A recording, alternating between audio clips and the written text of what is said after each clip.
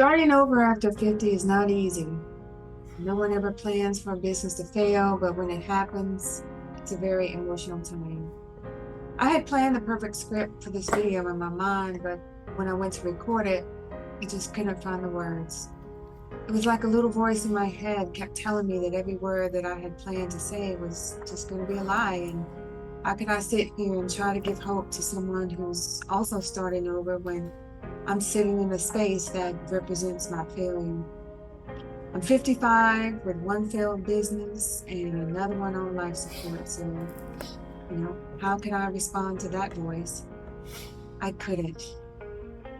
So I stopped even trying to. But something inside of me just said, keep the camera recording, and maybe, just maybe, God will give me the right words to say. Reality of the end was setting in, and I was really all cried out. As I sold off the last of my equipment and started to pack up the remainder of my things, a memory flashed across my mind. I thought of that time when I was getting divorced and I had to pack up my things, and I thought of how terrified I was about starting over again with a young child. How was I going to pay the bills all by myself? How would I give my daughter the best education possible when I didn't even have a 4-year degree myself? I just can't let her be a statistic. She deserves better. And a video reel began to play in my mind of all the times I had to go up to the school and become the crazy looking angry Black woman in order for them to give my baby more than the status quo. Thoughts flooded my mind of all the places I traveled to go work 84 hours a week for weeks on end, missing holidays and special family events to make sure she received the best education opportunity possible. Was that trial worth it? Absolutely, because we did, and we reached the top. And in this very moment, a soft voice reminded me that I can do hard things. Walls hold memories, some beautiful and some painful. But as I patch up these holes, I'm flooded with memories of all the times I had to do something hard, like the time not too long ago when I was 52 and I did something really crazy, like crazy.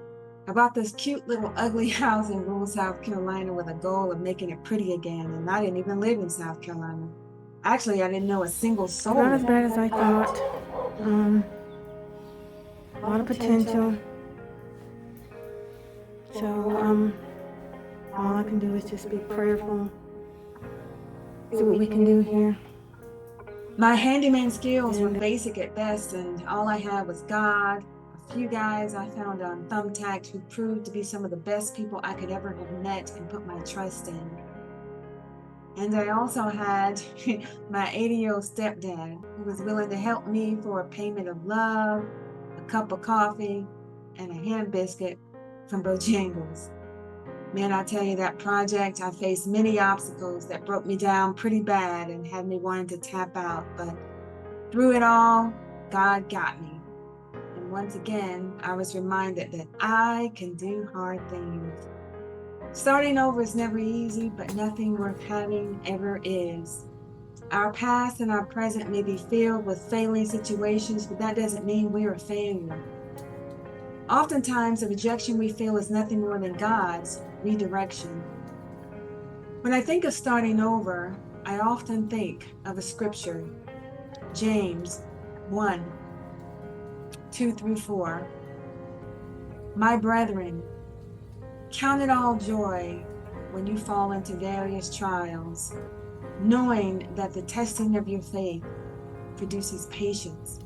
But let patience have its perfect work, that you may be perfect and complete, lacking nothing. This life, it's full of ups and downs, and no matter what you're facing, we have to remember that the trial, the situation, it's working. It's either working for us or working on us. We are much stronger than we think. And just like I can do hard things, so can you.